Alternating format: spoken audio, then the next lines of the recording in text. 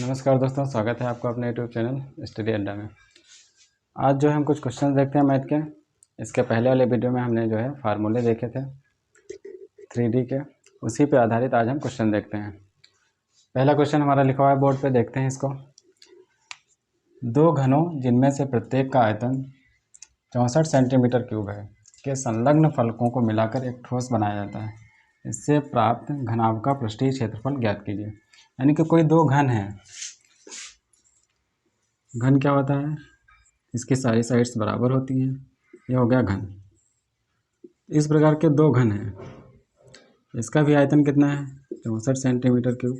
एक दूसरा घन है, उसका भी आयतन 64 सेंटीमीटर क्यूब है। अब इन दोनों घनों को मिला दिया जाता है आपस में। यानी कि ये इसका आयतन है, तो घन का आयतन क्या होता है? आयतन होता है भुजा क्यूब। तो आयतन कितना दिया है? 64 सेंटीमीटर। तो भुजा क्यूब बराबर हो जाएगा 64 सेंटीमीटर क्यूब। अब इसका क्या करेंगे? क्यूब निकालेंगे। ये किसका क्यूब होता है?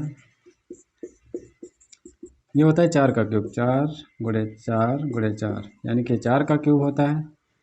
तो भुजा कितनी निकल के आ जाएगी? भुजा बराबर हो जाएगा, क्यूब से क्यूब कट जाएगा, भुजा आ जाएगी 4 सेंटीमीटर। तो इसकी भी भुजा 4 सेंटीमीटर है और इसकी भी भुजा 4 सेंटीमीटर है। अब कह रहा है इन फलकों को मिलाकर एक ठोस बनाया जाता है। यानी कि इसको मिला दिया जाता है दोनों घनों को आपस में। जब दोनों घनों को आपस में मिला देंगे तो एक घनाभ बन जाएगा इस प्रकार का। ये एक घनाभ बन जाएगा दो क्यूब मिलाने से। तो ये भुजा 4 सेंटीमीटर थी, एक तो दूसरा घन था, इसकी भी 4 सेंटीमीटर भुजा होगी। तो कुल मिलाकर ये हो जाएगा 8 सेंटीमीटर। लेकिन चौड़ाई इसकी 4 ही रहेगी और ऊंचाई भी इसकी कितनी रहेगी? 4 सेंटीमीटर। तो ये बन गया घनाभ। तो घनाभ में देखें क्या हो जाएगा। अगर ये घनाभ बन गया है तो इसमें लंबाई कितनी हो जाएगी? 8 सेंटीमीटर और चौड़ाई कितनी रहेगी? वहीं 4 सेंटीमीटर और ऊंचाई भी 4 सेंटीमीटर रहेगी। इस प्रकार एक घनाभ बन गया। अब पूछ क्या रहा है इसमें? घनाभ का पृष्ठीय क्षेत्रफल।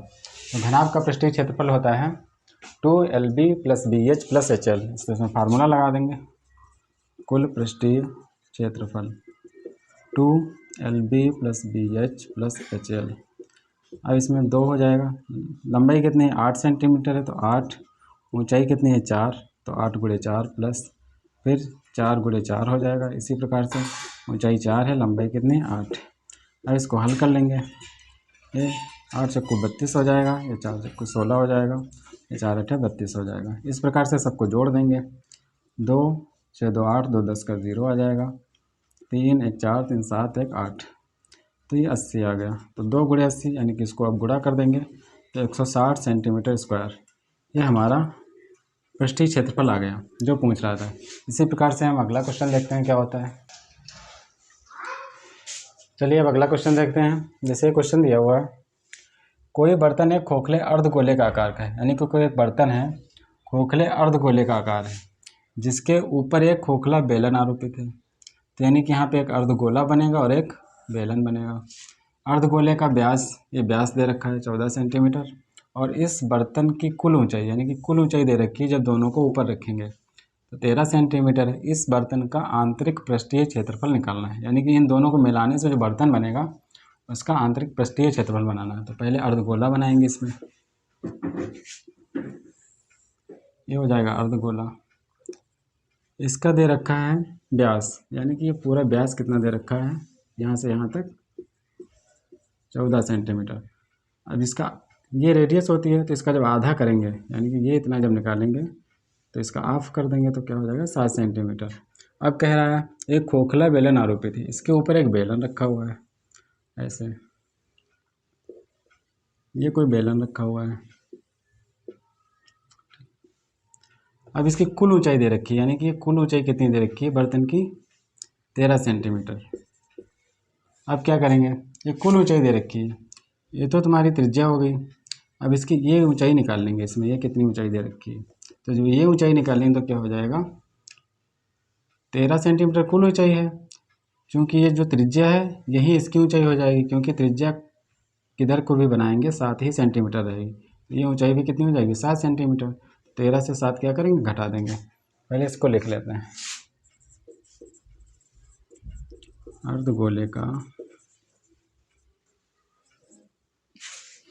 अर्धगोले की त्रिज्या लिख लेते हैं तो हो जाएगा, इसका हाफ कर देंगे तो 14/2 हो जाएगा, यानी कि 7 सेंटीमीटर। बर्तन की कुल ऊंचाई हो जाएगी 13 सेंटीमीटर। तब ये बेलन की ऊंचाई निकाल लेंगे, तो बेलन की ऊंचाई कितनी हो जाएगी, 13 से 7 घट जाएगा, 13 - 7 यानी कि 6 सेंटीमीटर हो जाएगा। अब क्या निकालना क्या है इसमें, बर्तन का आंतरिक पृष्ठीय क्षेत्रफल निकालना है। तो यानी कि इसका भी आंतरिक पृष्ठीय क्षेत्रफल निकलेगा और इसका भी निकलेगा। तो बर्तन का आंतरिक पृष्ठीय क्षेत्रफल, अब जब ये निकालेंगे तो इसका आंतरिक पृष्ठीय क्षेत्रफल होता है बेलन का 2πRh, और इसका जब निकालेंगे तो हो जाएगा 2πr²। अर्धगोले का आंतरिक पृष्ठीय क्षेत्रफल 2πr² होता है। और इसमें देखते हैं कॉमन क्या है, 2π इसमें भी है, r भी है, 2πr इसमें भी कॉमन है, तो 2πr कॉमन ले लेंगे तो यहाँ क्या बचेगा, h बचेगा। यहाँ एक r निकल गया तो एक r बच जाएगा। अब इसमें सब वैल्यूज रख देंगे बस। 2 है, पाई की वैल्यू कितनी होती है 22/7। r कितना यहाँ पे आया था 7 सेंटीमीटर। ऊंचाई कितनी है यहाँ पे 6 सेंटीमीटर। ये ऊंचाई यहाँ पे 6 सेंटीमीटर आ जाएगी। फिर से r कितना लिखेंगे 7। अब इसको सॉल्व कर लेंगे, 7 से 7 कट जाएगा, इसकी गुणा करेंगे तो 22 दूनी 44 हो जाएगा, गुणा 7 6 13 हो जाएगा। इसकी गुणा कर लेंगे, इसको हम लिख सकते हैं 4 × 11, इसको 13 ऐसे लिख सकते हैं। 13 और 4 की गुणा कर लें तो कितना आएगा 52 आएगा। अब 11 से गुणा करनी है, इसमें क्या करते हैं, जब 11 से गुणा करते हैं तो ये जो अंक लिखा है इसको ऐसे लिख लेंगे, ये जो अंक लिखा है इसको ऐसे लिख लेंगे, इन दोनों को आपस में जोड़ के यहाँ पे लिख देंगे, ये हमारा गुणा हो जाएगा, यानी कि हो जाएगा 572। इस प्रकार से हमारा क्वेश्चन हुआ। अब देखते हैं अगला क्वेश्चन क्या होता है। चलिए अब हम अगला क्वेश्चन देखते हैं जो शंकु पर आधारित है। जैसे कि क्वेश्चन क्या है, एक खिलौना त्रिज्या 3.5 वाले शंकु के आकार का है। कोई खिलौना है जिसका आकार कैसा है शंकु का, और इसकी त्रिज्या कितनी दे रखी है 3.5 सेंटीमीटर, जो उसी त्रिज्या वाले अर्धगोले पर अध्यारोपित है। यानी कि एक अर्धगोला है, उसकी भी त्रिज्या यही है सेम। इस खिलौने की संपूर्ण ऊंचाई 15.5 सेंटीमीटर है। इस खिलौने का संपूर्ण पृष्ठीय क्षेत्रफल ज्ञात करना है। यानी कि कोई अर्धगोला है, जैसे ये अर्धगोला है, इस पर एक शंकु के आकार का खिलौना रखा हुआ है, जैसे ये शंकु हो गया। अब इसकी त्रिज्या कितनी दे रखी है, यानी कि दोनों की त्रिज्या है, शंकु की भी यही त्रिज्या है, अर्धगोले की भी यही त्रिज्या है। त्रिज्या हमारी दे रखी है 3.5 सेंटीमीटर, ठीक। और इसकी कुल ऊंचाई, यानी कि यहाँ से यहाँ तक कुल ऊंचाई कितनी दे रखी है, कुल ऊंचाई दे रखी है 15.5 सेंटीमीटर, ये कुल ऊंचाई दे रखी है। अब हमें शंकु की ऊंचाई निकाल लेनी है, यानी कि ये ऊंचाई हमें निकालनी है। ये ऊंचाई कितनी हो जाएगी, नहीं कुल ऊंचाई ये दे रखी है, ये त्रिज्या है, इधर को भी त्रिज्या 3.5 है, चाहे इधर को बनाए चाहे इधर को बनाए चाहे इधर को बनाए, ये भी 3.5 ही रहेगी। तो यानी कि कुल ऊंचाई से ये 3.5 सेंटीमीटर माइनस कर देंगे तो हमारी ये ऊंचाई निकल आएगी, एच निकल आएगी। तो यहाँ पे देखते हैं,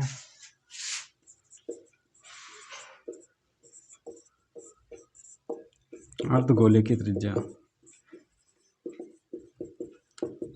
त्रिज्या दे रखी है 3.5 सेंटीमीटर, यानी कि यह है आर। शंकु की त्रिज्या ये भी 3.5 सेंटीमीटर दे रखी है। संपूर्ण ऊंचाई कितनी दे रखी है, संपूर्ण ऊंचाई दे रखी है 15.5 सेंटीमीटर। अब ये शंकु की ऊंचाई हमें निकालना है, तो शंकु की ऊंचाई क्या हो जाएगी, यानी कि एच निकालना है तो हो जाएगी 15.5 माइनस 3.5, और इसको माइनस कर लेंगे तो यहाँ बचेगा 12 सेंटीमीटर। अब हमें निकालना क्या है, इस खिलौने का संपूर्ण पृष्ठीय क्षेत्रफल निकालना है। तो खिलौने का संपूर्ण पृष्ठीय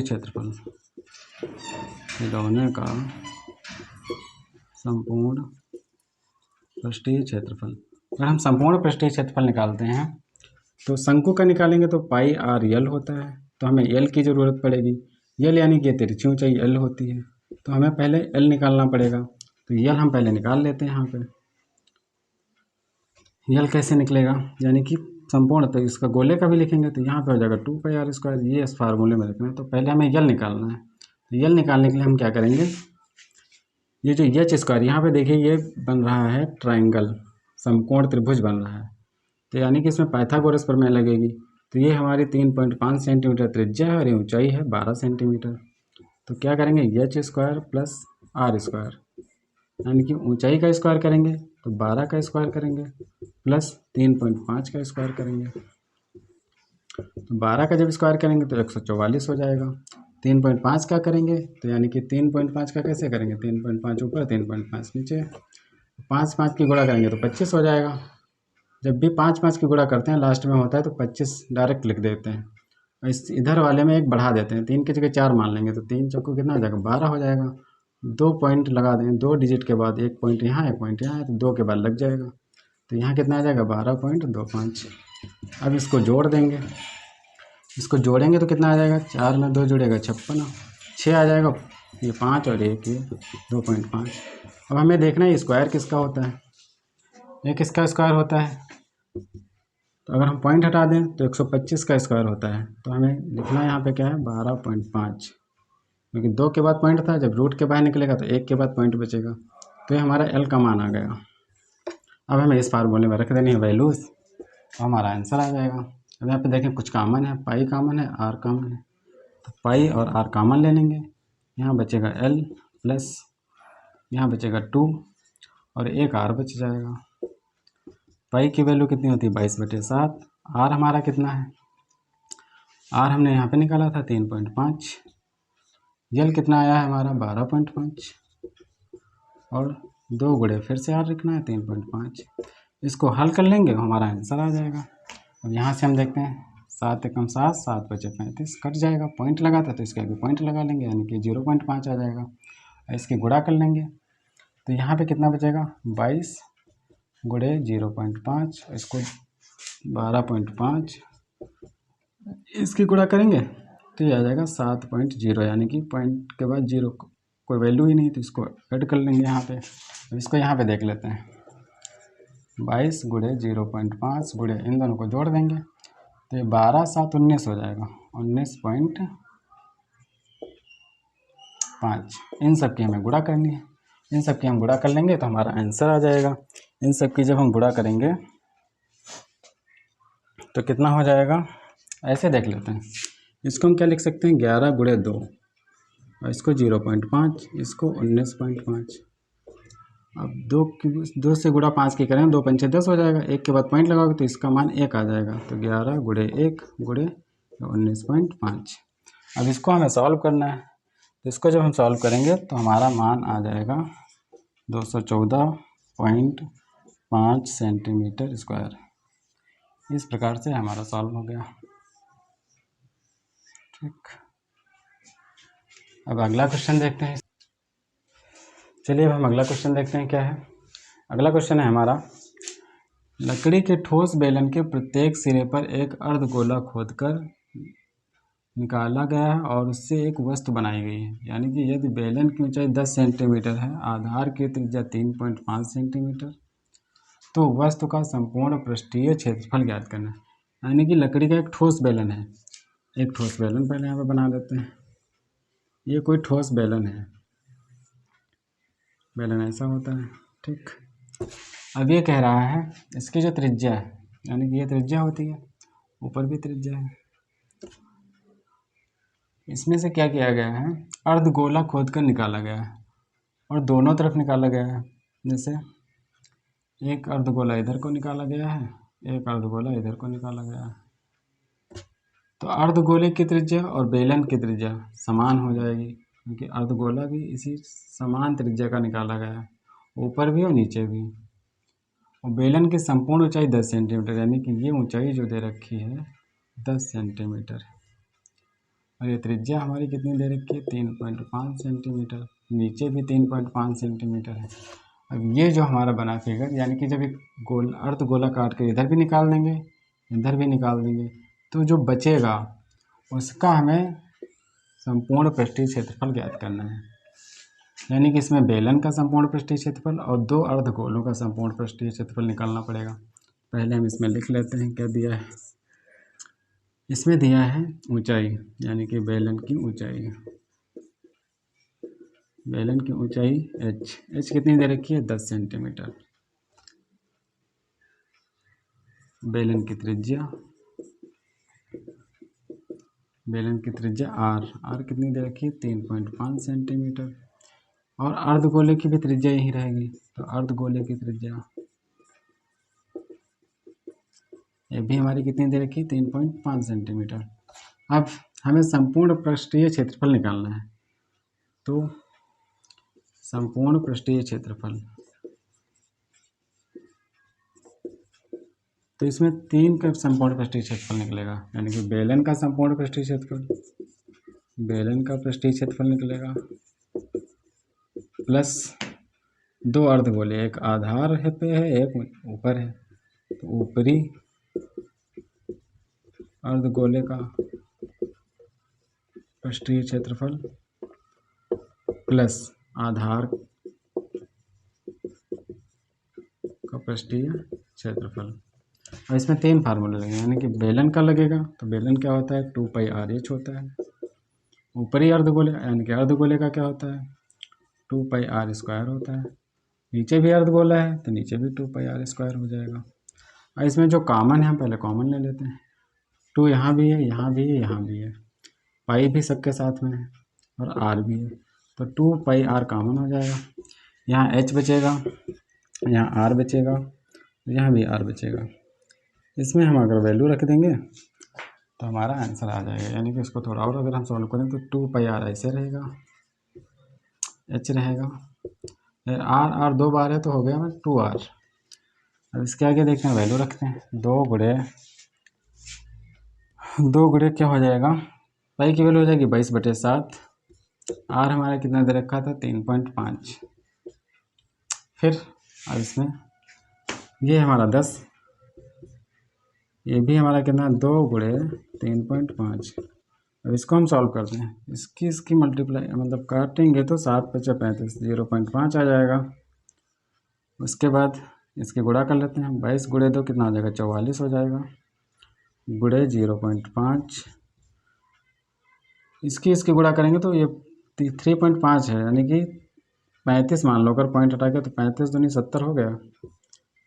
एक पॉइंट लगा देंगे तो यहाँ 7 बचेगा, तो यहाँ पे हमें खाली 7 लिखना है, तो ये हो जाएगा 10 + 7, 10 + 7 यानी कि 17 हो जाएगा। तो यहाँ कितना हो जाएगा 44 गुणे 0.5 गुणे 17। अब इसके आगे हम यहाँ देख लेते हैं, तो 44 गुणे 0.5 गुणे 17। अब इसको हमें सॉल्व करना है, तो पॉइंट है, तो पॉइंट अगर हम हटाएंगे तो नीचे 1 लिखेंगे, इसके बाद 1 डिजिट है तो एक 0 लगा देंगे। अब हमें गुणा करनी है, तो गुणा करने के लिए क्या करते हैं, ये 44 गुणे 17 और 5 की गुणा करेंगे तो 17 × 5 = 85 होता है, बटे में 10 रहेगा। हम 44 को क्या लिख सकते हैं 4 गुणे 11 गुणे 85 बटे में 10 रहेगा। अब यहाँ क्या करते हैं 85 और 4 की गुणा कर लेते हैं, तो 85 और 4 की 4 पंचे 20, कहाँ से लाया 2, 4 × 8 = 32, तो 34 गुणे 11 बटे में वहीं 10 रहेगा। 0 से 0 तो कट जाएगा, बचेगा कितना, यहाँ पे हमारा बचेगा 34 गुणे 11, 34 गुणे 11 यानी कि हम गुणा करेंगे तो 4 का 4 ऐसे रहेगा, 3 का 3 ऐसे रहेगा, 4 और 3 7 जोड़ देंगे तो ये हो जाएगा, यानी कि ये सेंटीमीटर² में आएगा। तो ये हमारा आंसर आ गया, ये हो गया इसका आंसर। चलिए क्वेश्चन और देखते हैं आगे क्या है। यहाँ देखते हैं, एक ठोस एक अर्धगोले पर खड़े, यानी कि एक ठोस कोई है अर्धगोले पर खड़े एक शंकु के आकार का है। यानी कि हम पहले एक अर्धगोला बनाएंगे, इसमें ये हो गया हमारा अर्धगोला, ये इसकी त्रिज्या हो गई। इसके ऊपर एक शंकु के आकार का कोई ठोस खड़ा हुआ है, ये शंकु के आकार का हो गया, इसके ऊपर खड़ा, और दोनों की त्रिज्याएं क्या हैं समान हैं। अब कह रहा है जिनकी त्रिज्याएं 1 सेंटीमीटर है, यानी कि ये जो त्रिज्या दे रखी है यहाँ से यहाँ तक, ये 1 सेंटीमीटर है। ये अर्धगोले की भी त्रिज्या होगी और शंकु की भी त्रिज्या होगी। शंकु की ऊंचाई उसकी त्रिज्या के बराबर है, यानी कि जितनी शंकु की ऊंचाई है ये वाली, वो इसकी त्रिज्या के बराबर है, यानी कि त्रिज्या 1 सेंटीमीटर है तो ऊंचाई भी 1 सेंटीमीटर है। फिर कह रहा है इस ठोस का आयतन पाई के पदों में ज्ञात कीजिए, यानी कि इस ठोस का आयतन बताना है पाई के पदों में, यानी कि पाई वाली वैल्यू जो है आंसर में ज़रूर आएगी। अब इसमें हम सॉल्व करके देखते हैं क्या आता है आंसर। यहाँ लिख लेते हैं पहले त्रिज्या, यानी कि शंकु की त्रिज्या, शंकु की त्रिज्या r कितनी दे रखी है, 1 सेंटीमीटर।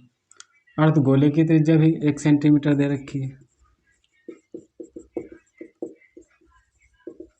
अर्धगोले की त्रिज्या ये भी 1 सेंटीमीटर दे रखी है। अब ऊंचाई देख लेते हैं, शंकु की ऊंचाई, शंकु की ऊंचाई, ऊंचाई क्या होती है, h होती है, ये भी 1 सेंटीमीटर दे रखी है। अब इसका हमें आयतन निकालना है, तो अर्धगोले का भी आयतन निकलेगा और शंकु का भी आयतन निकलेगा। तो ठोस का आयतन जब हम निकालेंगे तो इसमें 2 फार्मूले लगेंगे, एक तो अर्धगोले का आयतन, अर्धगोले का आयतन प्लस शंकु का आयतन।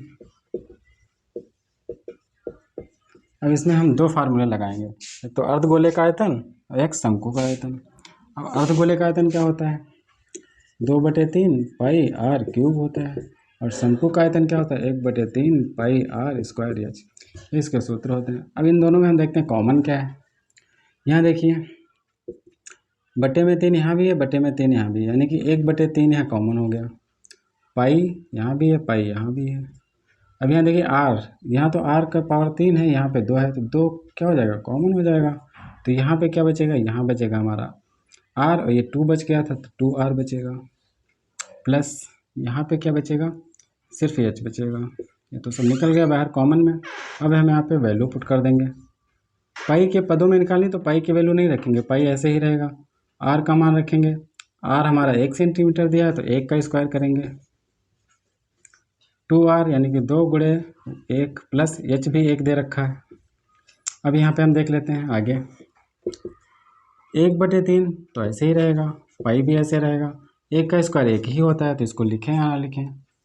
अब 2 1 कम 2 हो गया, प्लस 1 हो गया, तो 2 + 1, यहाँ देखिए 1/3 पाई।